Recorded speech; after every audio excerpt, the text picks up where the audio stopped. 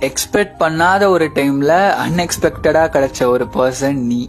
என் லைஃப்ல நிறைய பேர் இருந்தாங்க. நிறைய பேர் என்ன கேர் பண்ற மாதிரி, என்ன லவ் பண்ற மாதிரி, உண்மையாவுமே எனக்காக இருக்கிற மாதிரி எல்லாருமே நடிச்சிட்டு இருந்தாங்க. ஆனா அந்த கூட்டத்தோட மத்தியில நான் உன்னை பார்க்கும்போது சத்தியமா நான் எக்ஸ்பெக்ட் பண்ணல இந்த மாதிரி ஒரு பர்சன் என் லைஃப்ல கிடைப்பாங்க அப்படின்னு சொல்லிட்டு. இத ஜஸ்ட் ஒரு தேங்க்ஸ் அப்படின்னு சொல்லல என்னால முடிக்க முடியாது. சத்தியமா என்னால முடிக்க முடியாது. இருந்தாலும் நீதான் எனக்கு இம்பார்ட்டன்ட் அப்படின்னு சொல்லணும்னு தோணுச்சு.